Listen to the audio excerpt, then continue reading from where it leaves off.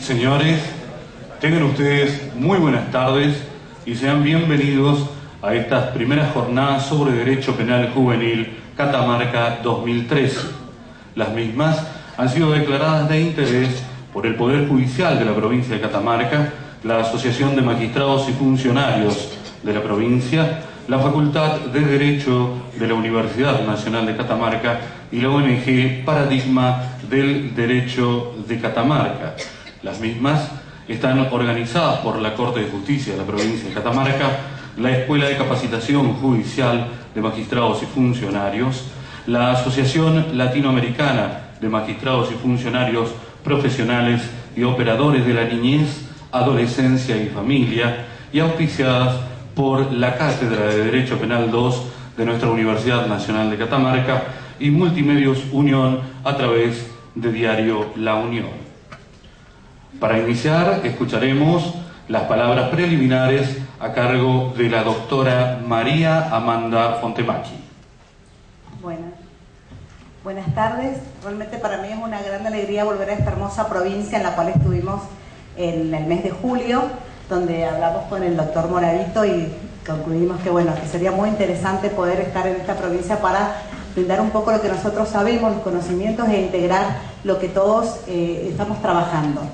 Yo soy presidenta de la Asociación Latinoamericana de Magistrados, Funcionarios, Profesionales y Operadores de Niñez, Adolescencia y Familia. Ustedes dirán qué nombre largo, realmente es así, pero quisimos integrarlos y muchas veces la integración se da también a través del lenguaje. O sea que todas aquellas personas que trabajan en infancia o que les interesa trabajar o que quieren aprender, no importa la situación en la que se encuentren ni tampoco la función que cumplan específicamente en este tema. Para nosotros lo más importante realmente es que todos estemos integrados y por eso hago especial agradecimiento al Superior Tribunal de la provincia de Catamarca, a la Escuela de Capacitación Judicial, también fundamentalmente a los titulares de los juzgados de menores presentes hoy día también y fundamentalmente al doctor Moravito, que es el que, como les digo, tuvo la idea de estas jornadas y sé que es un gran luchador por los derechos humanos de los niños infractores. También quiero agradecer especialmente a aquellos legisladores que hoy nos acompañan, que eso demuestra el gran interés, ¿no es cierto?, y el compromiso social que tienen, como a todos aquellos también funcionarios de las fuerzas policiales, aquellos que trabajan en los tribunales, los que trabajan en organizaciones de la sociedad, los estudiantes.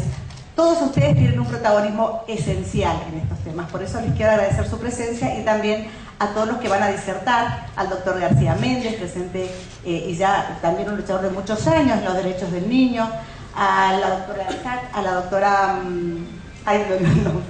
Cesarone, puntualmente a todos los que están presentes, a aquellos que van a brindar sus conocimientos y también a aquellos que lo están escuchando. Les voy a hacer la presentación de la asociación para que ustedes tengan idea de qué se trata. Acá tenemos en la pantalla el último congreso que nosotros estamos organizando, que es en Varadero, Cuba. Precisamente, como dice el lema de este congreso, para integrar tanto América Latina como el Caribe. ¿Para qué lo vamos a integrar? Y para defender los derechos humanos ¿a qué? A la protección de la salud de los niños, niñas y adolescentes. Así como este congreso, yo les voy a contar un poquito y muy brevemente, ¿no es cierto?, por la hora, la historia en cuanto a la capacitación. Nosotros hicimos nuestro primer congreso donde se fundó la asociación en Mendoza, que es mi provincia de origen natal y donde ejerzo la magistratura y también la docencia, en el año 2009. Y puntualmente decíamos, a 20 años de la convención, hagamos realidad los derechos humanos de los niños, niñas y adolescentes. Porque esa ha sido siempre mi gran preocupación. La legislación que tenemos es puntual y realmente muy amplia, pero el tema es la realidad, el derecho en la vida diaria de los niños. El segundo congreso lo hicimos en la provincia de Córdoba y ya en este nos ocupamos de la integración de las distintas ideas o ideologías, de los distintos trabajos para lograr la defensa de los derechos del niño. Nosotros podemos pensar de una manera o de otra, podemos tener ideas diferentes, formas de actuar o estrategias diferentes, pero yo estoy segura de que todos estamos luchando por lo mismo. Entonces lo que pretendíamos en este congreso era puntualmente integrar esas ideologías y todos en defensa de los derechos de los niños, niñas y adolescentes. En el tercer congreso que se hizo en la Triple Frontera, ya pensando, ¿no es cierto?, en poder integrar otros países, más allá de que muchos de ellos ya habían concurrido a estos dos primeros congresos, lo hicimos pensando en la familia. Todo niño, niña o adolescente tiene derecho a una familia, a crecer bajo el amparo y la protección de una familia, la suya o un grupo familiar o una adoptiva en su reemplazo, pero siempre en un ambiente de paz, amor y comprensión. En el cuarto congreso, que fue ya en Piura, Perú, hablamos sobre lo que fue y lo que es todos los días, ¿no es cierto?, nuestra lucha, del discurso a las prácticas por los derechos humanos. Y puntualmente, como les digo, en este próximo ya nos vamos a referir a lo que es educación. Lo que pretendemos es la capacitación, establecer entre todos, ¿no es cierto?, una relación, un lazo para que estos derechos que todos conocemos sean una realidad. Por eso el objetivo primordial es promover la defensa de los derechos y también de una justicia especializada e independiente. La justicia que se encarga de la infancia tiene puntualmente que tener estos dos requisitos. No puede tener compromisos más que con los niños o los adolescentes o las familias que están en situación vulnerable. Promover la integración latinoamericana también es un gran desafío. ¿Por qué? Porque Latinoamérica tiene similares características en cuanto a la problemática y también en cuanto a la legislación. Muy parecidas son nuestras leyes a las de Brasil, a las de Colombia, a las de Perú, y aquellos que no las han reformado también las están reformando en la misma dirección. Por eso consideramos que tenemos que integrarnos para hacer la resolución de estos problemas de manera adecuada. Establecer lazos, como estamos estableciendo esta tarde, difundir el conocimiento de los derechos y de las garantías, comprendidos tanto en las convenciones como en las reglas de las Naciones Unidas. Tratar de estudiar, y en esto me detengo un segundito, a nivel latinoamericano, pero también a nivel regional, evaluar seriamente cuáles son las situaciones en las que se encuentran los chicos, para poder dar una respuesta adecuada a esa situación y a esa realidad. También colaborar con la capacitación de todas las organizaciones, propiciar la investigación, realizar este tipo de reuniones, y tenemos 4 tipos de miembros. Miembros ordinarios, que somos todos nosotros, asociaciones nacionales que también pueden integrarla, o miembros, algún instituto de psicología que se ocupe de algún tema de infancia también, y miembros de honor, que es un reconocimiento a aquellas personas que han trabajado en pos de la infancia y por los derechos humanos. Es importante tener claro que solos no podemos, nos necesitamos unos a otros. Es un dicho bastante viejo, que la unión hace la fuerza, pero creo realmente que para lograr un mayor respeto por los derechos humanos y un cambio en las prácticas, que es lo fundamental, ¿qué es lo que va a llevar a los chicos, ¿no es cierto?, este bienestar al que todos aspiramos? Bueno, tenemos que estar juntos y trabajar por ellos. Así que yo desde ya los espero a todos y les agradezco estos minutos, y fundamentalmente al pueblo de Catamarca y a sus poderes del Estado que han hecho realidad, ¿no es cierto?, este encuentro. Muchas gracias.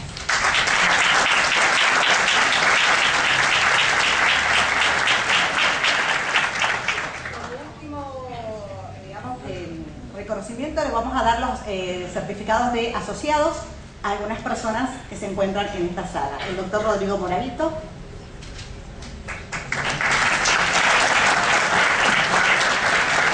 la doctora Marcela Viviana González,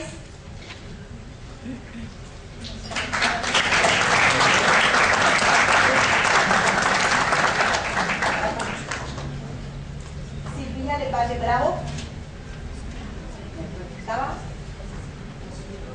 Basílica Beatriz Velázquez,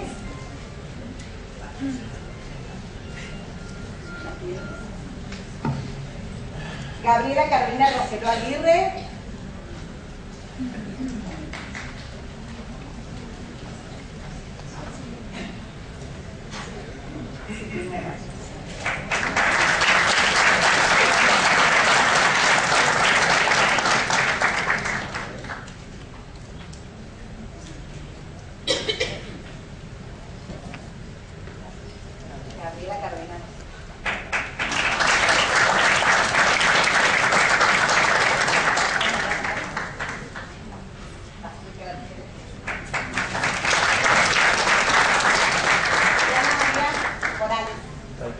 Bueno, después se lo entregamos y muchas gracias, y los espero a todos, así un día vengo y son muchos más. Gracias.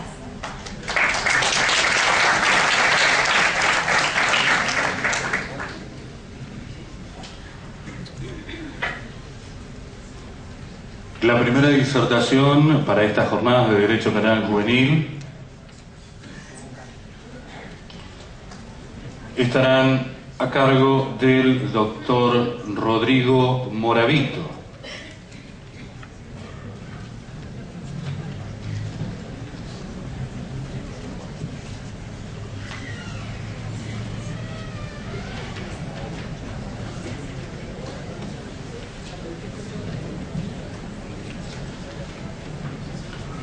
Buenas tardes. El doctor Mario Rodrigo Moravito es juez de menores de segunda nominación del Poder Judicial de Catamarca, miembro del Comité Científico de la Asociación Latinoamericana de Magistrados, Funcionarios y Operadores de la Niñez, Adolescencia y Familia, autor de numerosos artículos científicos e integrante de la Asociación Pensamiento Penal de la Argentina.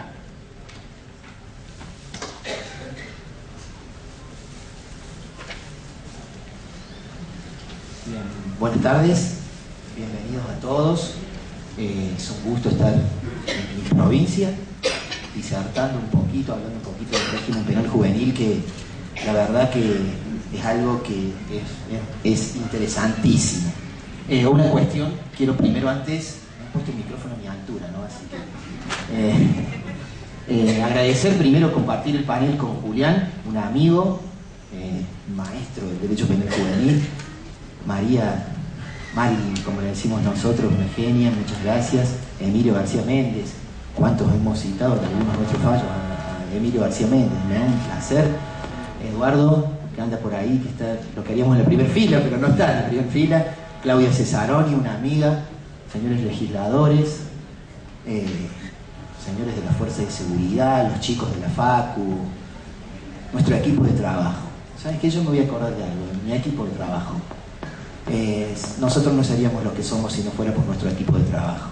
A los chicos de mi juzgado y a los chicos del juzgado de Fabricio, muchas gracias, porque hoy somos lo que somos gracias a ustedes, ¿no?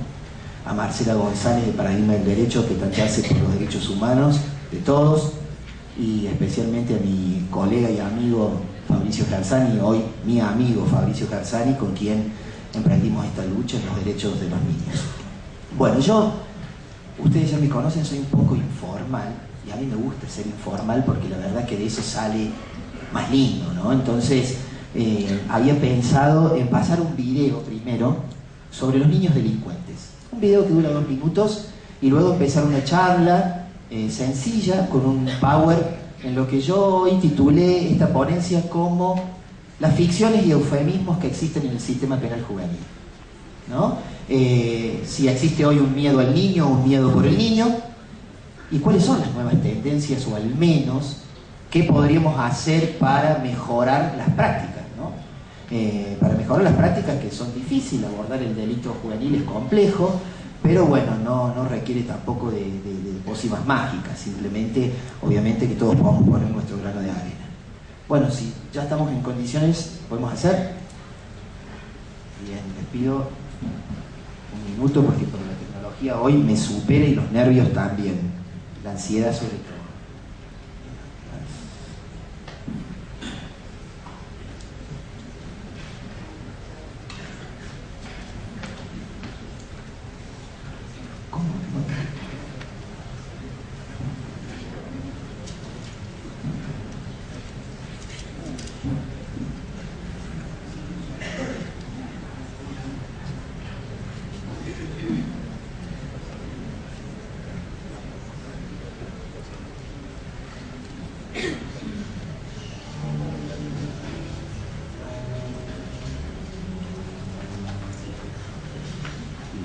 En el arroyo, hijos de nadie, hermanos de las ratas y dueños de la calle, alumnos de la vida en zonas marginales, sucios y rotos, las peleas su lenguaje, niños delincuentes, maestros de supervivencia, armas sus juguetes y su religión la violencia, dejados de la mano del amparo social, carne de presidio, embajadores del mal, mirada profunda, desconfianza permanente, entrenados para huir, niños delincuentes. Primero el tabaco, las drogas lo siguiente, no conocen el sabor de caramelos y pasteles. Reconocen bien los palos, mas no saben qué es cariño, maduros y endurecidos en cuerpos de niño. No reproches a estos niños su modo de vida, si quieren sobrevivir no tienen otra salida. No compares a estos niños con los niños de tu casa. En las mismas condiciones, tus hijos serían ratas. Ahora mírate al espejo y piensa en estos chavales. Ves su rostro y su entorno y ves que no son culpables. Mira a tus hijos, sus sueños, durmiendo en camas calientes. Si les quitas cuanto tienen, también serían delincuentes. A la vuelta del tiempo, los niños se hacen mayores, y lo que hoy es delincuencia, mañana serán horrores. Ladrones, asesinos, terroristas, violadores, devuelven a la sociedad su desprecio y sus rencores.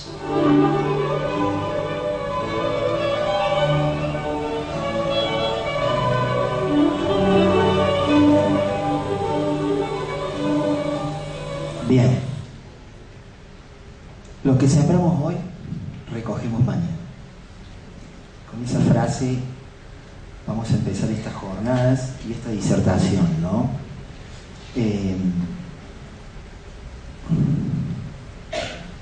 ¿Por qué creo yo, obviamente es una posición que se puede discutir y para eso estamos, el sistema penal es un sistema lleno de eufemismos, lleno de muchos eufemismos?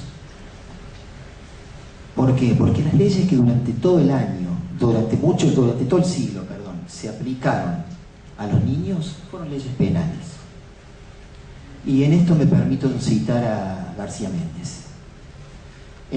Fueron leyes penales, por más eufemismos que se hayan utilizado en sus formulaciones, ahí los tienen.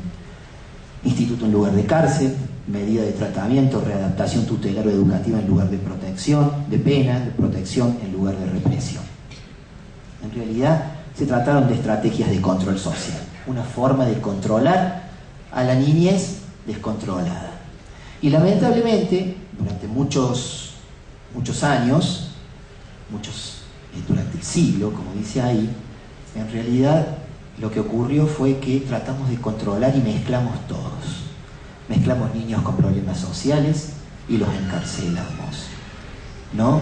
A los niños con delitos menores y los encarcelamos. En definitiva, el sistema penal juvenil hoy y hasta hoy, porque luego del fallo de la Corte Interamericana de Derechos Humanos, Mendoza y otro versus Argentina, todavía no tenemos adecuado el sistema penal juvenil, sigue la ley 22.278, es una ley de la época de la dictadura. Entonces, me parece que es un eufemismo. Hoy día no hay nada adecuado. Simplemente tenemos la buena voluntad de los actores, la buena voluntad de todos nosotros, los que estamos sentados aquí, nos interesa este tema. Yo siempre digo que depende, para poder ayudar a nuestros niños, de cuál es nuestra verdadera preocupación. De si lo que realmente nos preocupa es la represión del niño y como derivada la protección de la sociedad, o la protección del niño y como derivada la protección de la sociedad.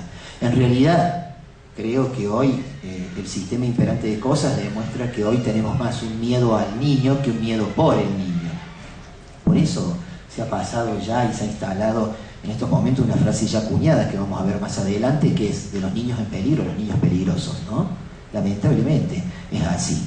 Pero pienso también que, y esto lo charlábamos en una oportunidad con Julián, y decía que el interés superior del niño se ha utilizado también de manera, si se quiere, eufemística. Porque muchas veces se utilizó el interés superior del niño para privar de la libertad, algo así como te quiero, te guardo en un instituto.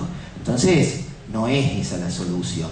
Y otro de los grandes eufemismos que a mí me parecen que todos los días lo vemos es afirmar, como se dice a diario, que los niños están en conflicto con la ley penal, cuando yo creo que es exactamente al revés. La ley penal hoy está en conflicto con los niños, si es que se puede decir que una ley de la época de la dictadura es una ley que se puede aplicar hoy a jóvenes en conflicto con la ley penal o niños infractores, ¿no? Entonces, bueno, me parece que en un sistema penal basado en eufemismos, los objetivos son ficciones. La reinserción, reeducación, como la quieran llamar en el tema de los niños, es una ficción. Porque si yo detengo a un niño, lo privo de la libertad por un delito grave y lo dejo en un instituto donde no va a tener un abordaje multidisciplinario, donde no va a poder, en definitiva, ir adelante con un tratamiento, entre comillas, como se lo suele decir, individualizado, entonces me parece un absurdo. Entonces el sistema se vuelve una ficción. Y en un sistema basado en eufemismos, donde sus objetivos son ficciones, existe una percepción ciudadana del fenómeno delictivo juvenil. ¿Y cuál es esa percepción ciudadana del fenómeno delictivo juvenil? La que tienen ustedes ahí. Hoy las actitudes emocionales frente a la delincuencia juvenil van desde lo que ustedes tienen. La consideración de que tal delincuencia es una denuncia de la propia sociedad al evidenciar sus fallas, ¿no? Y entender a aquellos como fruto de este y a los delincuentes como víctimas. Pues esos jóvenes delincuentes son quienes padecen, al estar marginados, las consecuencias de sus fallas. O sea que la sociedad los crea, ¿no?, fruto, y luego los persigue, víctimas. Y hasta considerar o entender esa misma delincuencia como un peligro para la sociedad que, por tanto, deberá defenderse del mismo neutralizando los ataques, ¿no?, castigando a los jóvenes delincuentes. Si ustedes ven el primer supuesto, en donde existe un miedo por el niño y donde hay un examen crítico de la sociedad, porque se hace un examen crítico de la sociedad, podemos abordar la problemática de la delincuencia juvenil. Ahora, en el segundo supuesto, no se cuestiona la estructura de la sociedad. Por el contrario, se la preserva y se la conserva, y tenemos resultados belicosos y actitudes emocionales belicosas y de rechazo hacia los jóvenes. Hoy, creo, lamentablemente, que la segunda opción es la que prevalece. Más allá, vuelvo a repetir, de el esfuerzo que hacen los actores para cambiar esto. Sin embargo, basta un solo delito de un joven para cambiar esta percepción. Y a veces sin tener en cuenta los factores socioeconómicos, ¿no? Porque además, en estos nuevos paradigmas, y algo arrastra el paradigma de la responsabilidad también, todavía seguimos abordando el delito desde una perspectiva individualista, ¿no? El joven desertor escolar, el joven con problemas sociales, con algunos problemas, con algunos trastornos particulares, etc. Sin embargo, no abordamos el entorno social, y entonces, en definitiva, vamos siempre actuando sobre los efectos y no sobre las causas.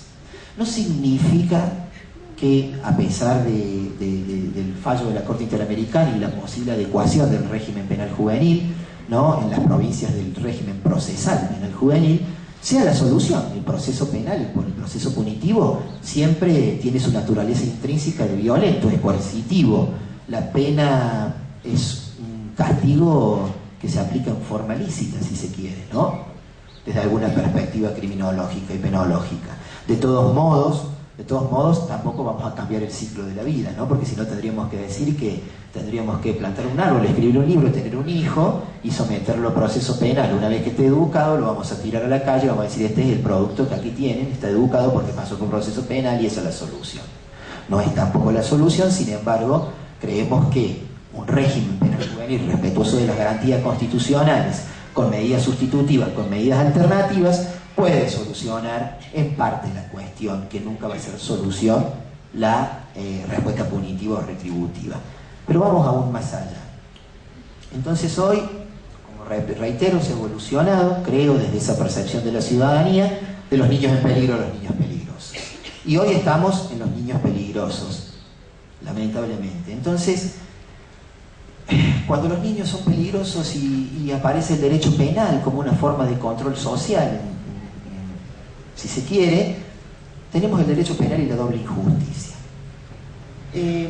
Yo, para entender esto de la doble injusticia, recuerdo, algunos la habrán escuchado, una anécdota de la tribu Fang, guineo-ecuatorial, ¿no? Ustedes saben que había una mujer que el marido se quería separar dentro de los Fang. ¿Y por qué? Porque la mujer dice que fumaba como un carretero y bebía como un cosaco, ¿no? Y el marido quería separarse porque no le servía a su mujer. Entonces el juez le pregunta a la mujer, muy angustiada, le dice: ¿por qué no se quiere separar? Ella no quería darle el divorcio, si escuchó todas las cosas malas que han dicho de usted aquí. Y bueno, porque yo en realidad, cuando era muy niña, casi cuando estaba en el vientre, me casaron con este hombre, porque en la tribu Fang se puede pactar el matrimonio aún antes con alguien en el vientre. Me casaron y llegué a mi matrimonio sin haber probado un cigarrillo y sin haber bebido un vaso de vino. Sin embargo, él me mandaba a que le prendiera el cigarrillo en el lugar donde yo estaba, y bueno, y tenía que aspirar para poder pasarle luego el cigarrillo. Y también algo similar pasaba con el vino, o sea, lo tenía que probar para que no me lo vendieran aguado. Entonces, mire, con los años, día tras día, año tras año, me volví una bebedora empedernida y una fumadora empedernida. Entonces, y él pretende que ahora yo me vuelva a mi pueblo porque fumo y tomo, y en realidad el vicio se me generó por acá. Y bueno, obviamente que el juez le denegó el divorcio y tuvo que continuar con su mujer, fumadora como un carretero y bebedora como un cosaco. De todos modos, evitó una segunda injusticia, dice. La primera injusticia fue precisamente la de someterla a los vicios. La segunda es querer separarse de ella. Bueno, algo similar pasa con el proceso penal, ¿no? Porque la mirada no está puesta, si se quiere, en las causas que provocan el delito. Siempre está puesta sobre los efectos que produce el delito. Hoy es muy sencillo, es muy fácil someter a una persona a proceso penal, un joven delincuente, si se quiere, a proceso penal, sin tener en cuenta los factores que habíamos visto recién en el video, ¿no? ¿De dónde viene? ¿Por qué están así? ¿Cuáles son sus problemas? ¿No? Y esto me trae a recuerdo algo que acabo de leer precisamente ayer, el caso Cristian Fernández en Estados Unidos, un jovencito de 13 años condenado a prisión perpetua, en donde había sufrido una serie de consecuencias, más allá del crimen que produjo y su gravedad, una serie de vivencias atroces, o sea, abusado, hijo producto de una violación de su madre, rechazo extremo, golpes, castigos, etcétera, etcétera, etcétera, ¿no? Sumado a que, bueno, yo soy un crítico de los Estados Unidos porque ellos siempre los que someten a la cadena perpetua, y si no, que me corrijan, algunos son latinos y negros, ¿no? Porque no hay otros sometidos a proceso penal. Bueno, algo similar ocurre con nuestro sistema latinoamericano. Los que están sometidos a proceso penal y los que están encarcelados son pobres, ¿no? Y hay que aprender a mirar que el delito tiene en definitiva una problemática social, tiene un entorno social.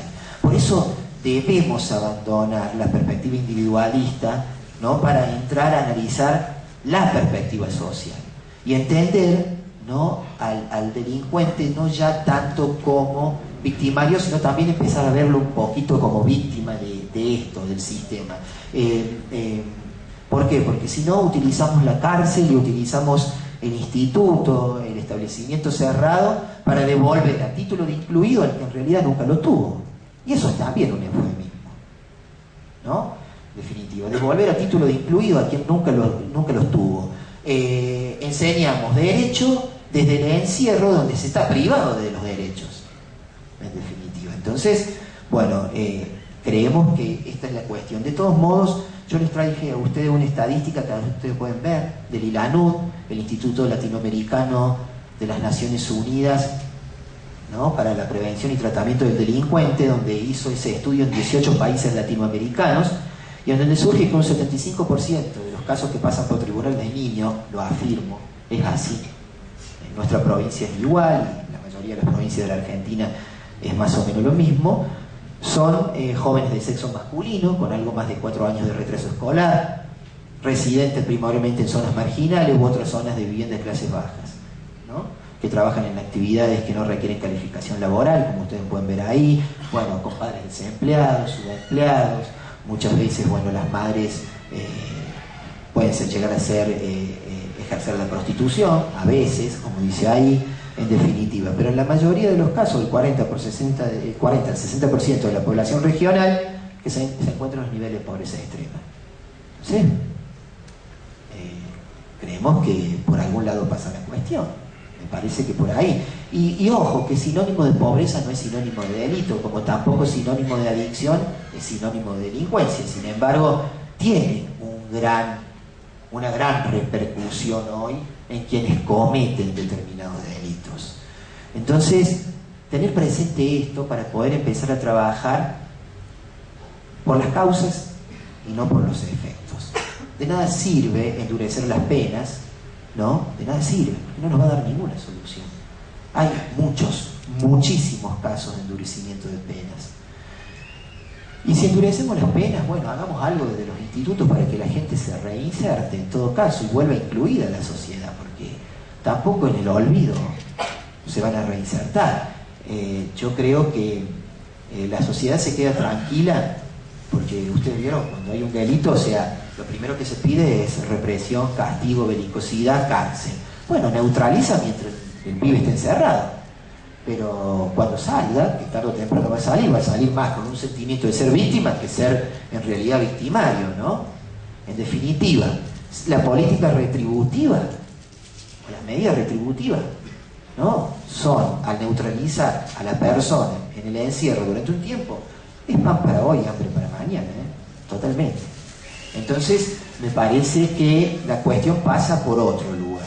Me parece que la cuestión pasa por empezar a abordar los factores externos. Y bueno, y si tenemos un joven delincuente que comete un delito y que, bueno, tiene que ser sometido a la jurisdicción retributiva, en definitiva, poder decir que la política de reinserción social, entre comillas, como ficción, si se quiere, es a mayor reinserción, a mayor readaptación, a mayor reeducación, más beneficios para la sociedad, ¿no? Entonces no la minimicemos. Lamentablemente hoy las políticas de reinserción están quedando a un lado. ¿Pero por qué? Porque en definitiva también el Estado, como ente encargado, si bien él se arroga la facultad de privar de la libertad a una persona, lo mínimo que puede hacer es no privarlo de los demás derechos que no están privados. Sin embargo, cuando alguien va a parar a un establecimiento cerrado, incluyo a los niños, y también en este caso, en este discurso, un poco los adultos, carecen de todos los derechos básicos. Derechos básicos que ya carecieron afuera, entonces, lo cual lo agravamos con una privación de la libertad, ¿no? En definitiva. Entonces, para minimizar estas dobles injusticias, creo, al menos desde mi corta experiencia y desde mi juventud, ¿no? Estoy exagerando un poco, pero en cuanto a la juventud, ¿no? En cuanto a lo que los condicionamientos socioculturales son los que hay que evaluar. Ahí tenemos que empezar a entrar en el tema del delito, ¿no? Ver qué pasa en el barrio, qué pasa en el entorno del pibe, si hay violencia, si no hay violencia, si tiene adicciones, qué problema, cómo evaluar el tema de las adicciones, etcétera. Dejar la perspectiva individualista y entrar en una perspectiva más global, una perspectiva socioeconómica. Y en el caso de que, obviamente, tengamos un joven en conflicto con la ley penal, la privación de la libertad, como lo exige la Convención de los Derechos del Niño, debe ser excepcional y por el periodo más breve que proceda, siempre y cuando agotemos las medidas alternativas sustitutivas, ¿no? Las medidas socioeducativas son muy interesantes cuando tienen un efecto muy importante sobre los jóvenes. Las medidas alternativas, socioeducativas, etc. De todos modos, la privación de la libertad debe ser la última posibilidad de echar mano hoy, al menos desde nuestra perspectiva, y esperemos que el régimen penal juvenil que se adecue tanto por la nación como seguramente lo harán en nuestra provincia también, tenga en cuenta estos parámetros. Hemos charlado con Julián de que queremos hacer nuestras exposiciones un poco acotadas para poder charlar con ustedes, que creo que es lo más rico de esto, ¿no? Entonces, para ir finalizando, ¿qué es lo que hay? Hay una preocupación por el niño infractor, una defensa respecto de él. Y hay algunas preguntas que me surgen a mí acá. Cuando pretendemos trabajar en la reinserción social de un joven infractor, ¿qué nos mueve realmente ello? ¿Su bien y por ende el de la sociedad toda? ¿O solo el resto de la sociedad a la que pretendemos proteger de los sucesivos ataques de aquel? Yo creo que la primera opción debe ser esa, ¿no? El bien de la persona y el de la sociedad toda. Ahora, si no tenemos en cuenta ese abordaje interdisciplinario que ya no solamente lo pueden hacer los jueces sabemos de derecho y podemos ordenar muchas medidas, sí, perfecto, pero necesitamos del psicólogo, necesitamos del asistente social, necesitamos de los demás actores especializados, ¿no? Entonces, desde esa perspectiva, desde el abordaje multidisciplinario, con reintegración de derechos y nuevas oportunidades, vamos a poder decir que el día del mañana vamos a rescatar a los pibes. De lo contrario, no va a ser posible. De lo contrario, yo creo que vamos a terminar como lo dice la murga Agarrate Catalina. Así, yo soy el error de la sociedad, soy el plan perfecto, que ha salido mal. Vengo del basurero que este sistema dejó al costado. Las leyes del mercado me convirtieron en funcional. Muchas gracias.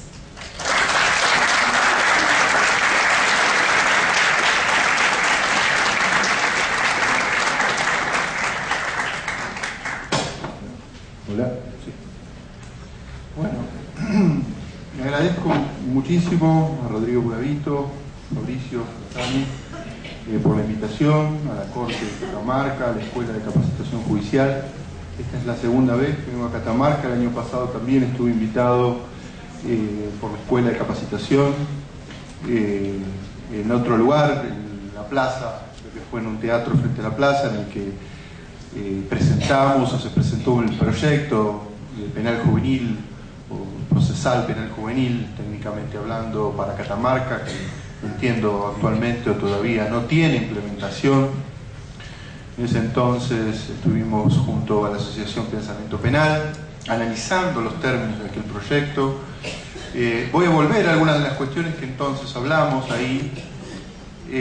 Sé que hace poco Catamarca en estos días ha decidido implementar un sistema de promoción y protección de derechos para niños y adolescentes, niñas y adolescentes, en concordancia con aquella ley 26061 del año 2005, ley nacional, necesaria, a mi entender, para generar un sistema o un instrumento penal, procesal, porque un sistema procesal penal juvenil sin un instrumento de promoción y protección de nada vale si no trabaja a la par del sistema penal, un sistema de contención fuerte, en realidad mucho más fuerte que el sistema penal juvenil.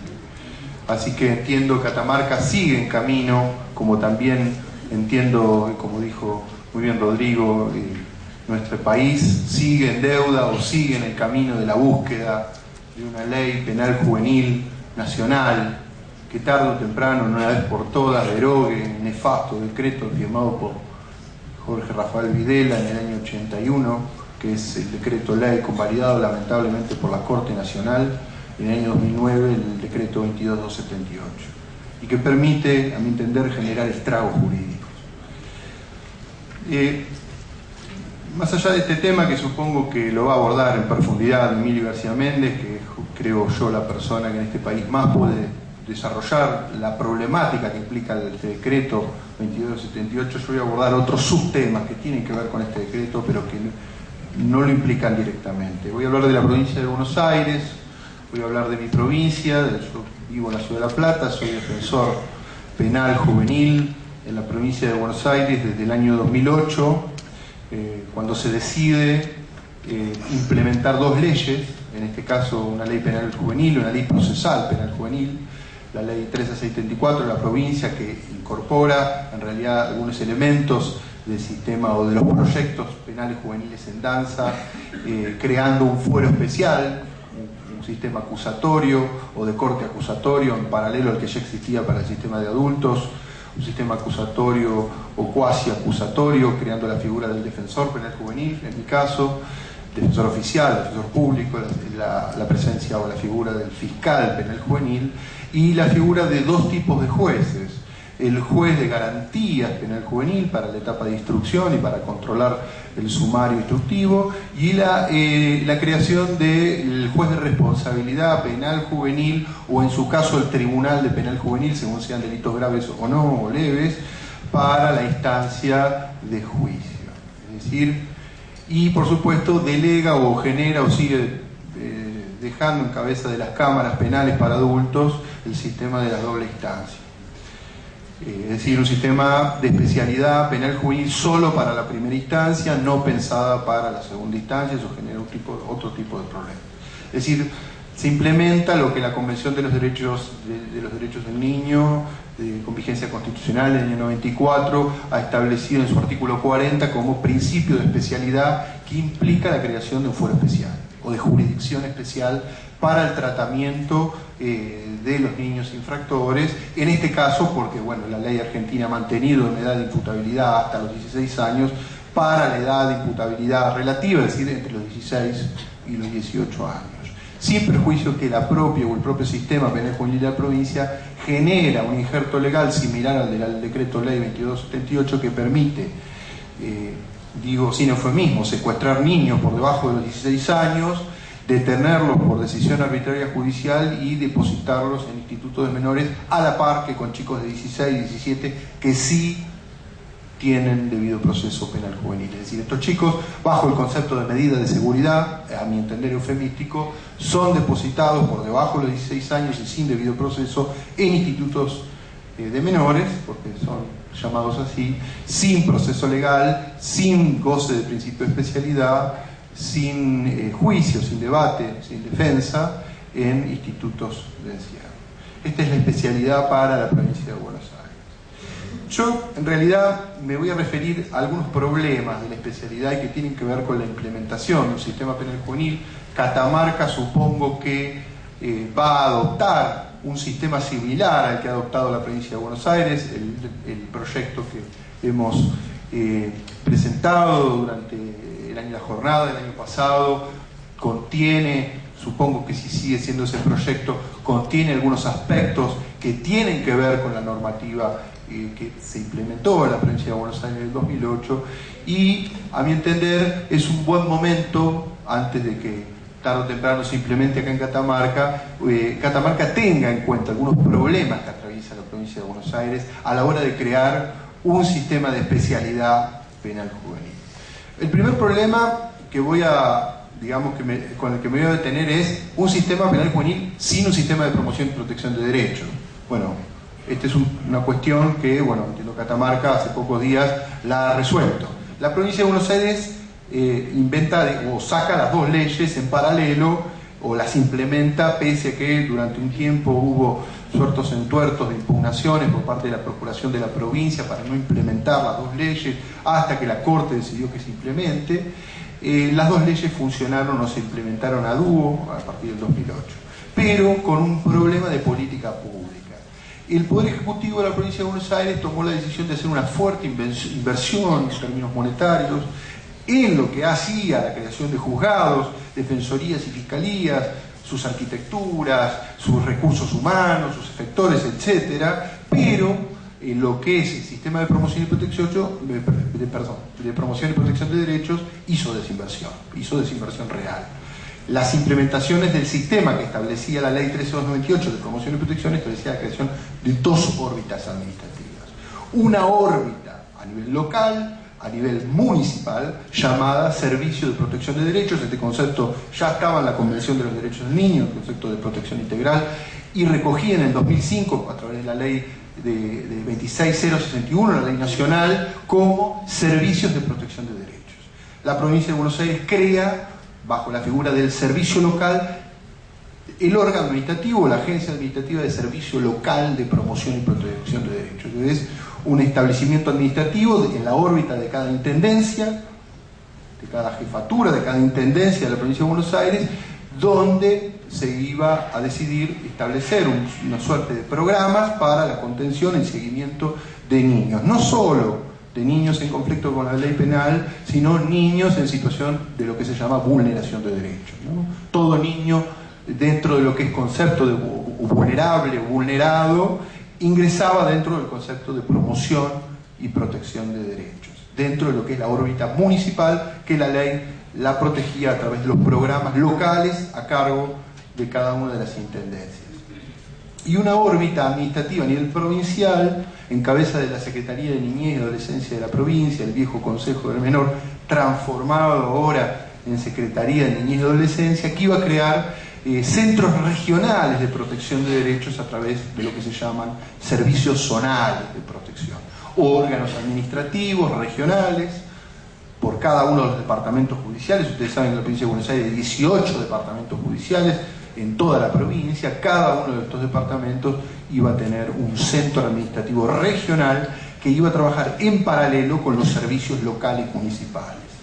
Este es el concepto de corresponsabilidad administrativa en la órbita del Poder Ejecutivo. Este tipo de implementación que implica la prevención antes del delito, es decir, todo lo que tiene que ver con programas y obviamente con el trabajo de calle con pibes, con el trabajo obviamente organizado con profesionales del área de los servicios de salud. Obviamente que esto también venía relacionado con la ley de salud mental, que también la Nación había implementado a través de la ley 26.657, creación de servicios de salud mental, sobre todo para todo lo que tiene que ver con el consumo de estupefacientes, psicólogos, psiquiatras, sociólogos, abogados,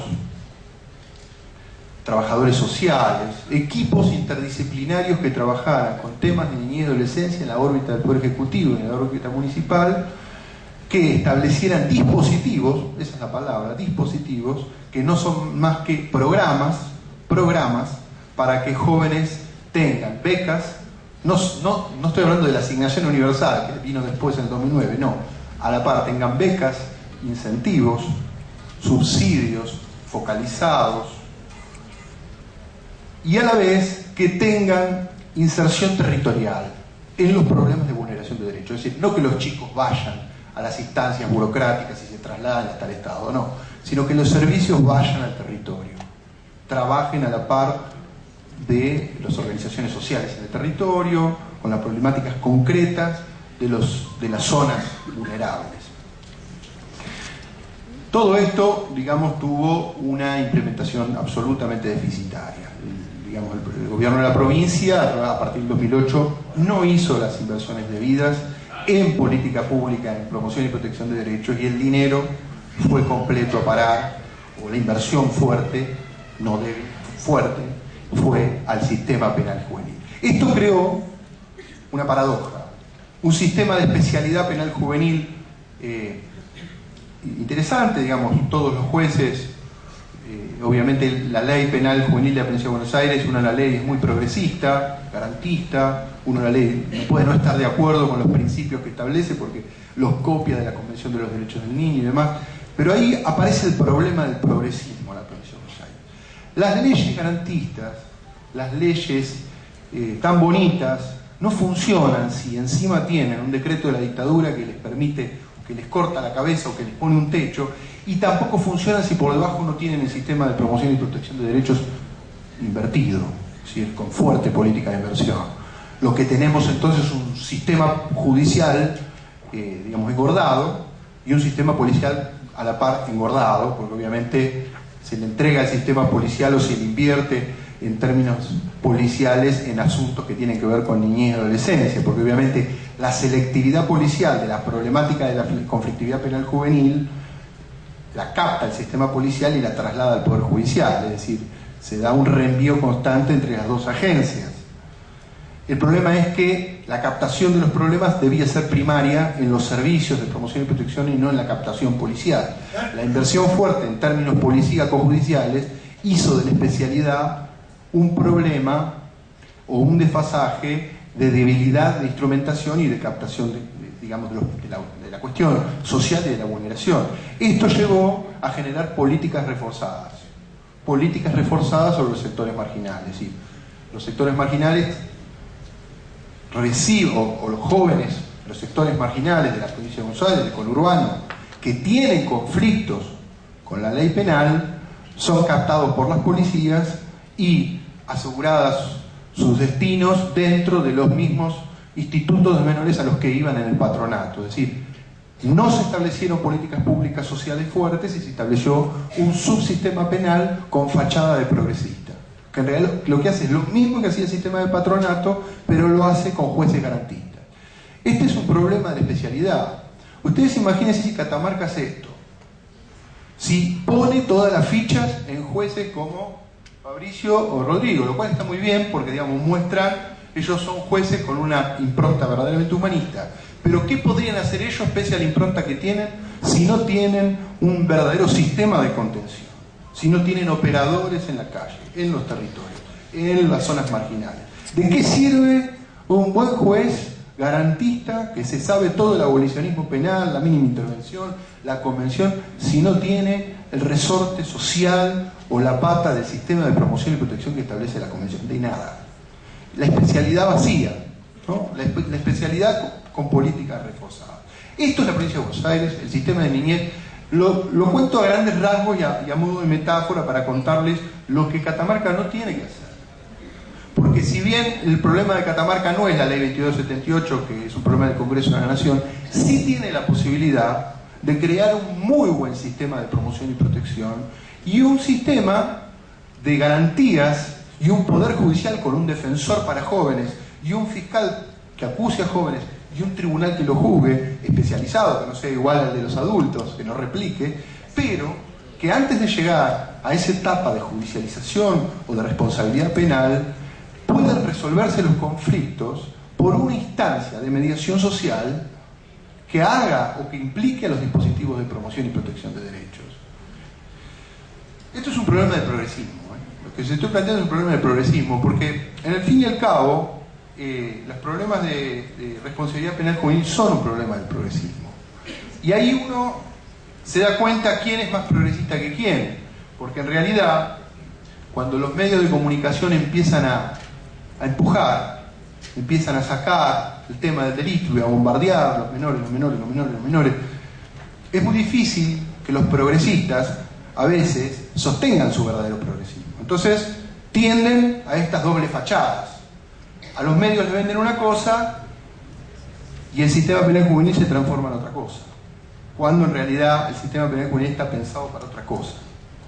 ¿Sí? La demagogia punitiva es el problema del progresismo de los sistemas penales juveniles. ¿Sí? Y eso tiene que ver con los medios de comunicación. Los medios de comunicación, digo, de todas las provincias. No hablo solamente de los grupos económicos, los medios de comunicación más importantes de la Argentina de tirada nacional. Cada provincia tiene su medio de comunicación que hace tratamiento de la minoridad a su antojo. Y a veces hacen estragos con las cuestiones de la minoridad. Como no le entienden, como creen que todo es una cuestión de depositar chicos en ciertos lugares, o no ven la cuestión del trabajo fino, preventivo, o en todo caso se quejan con Doña Rosa,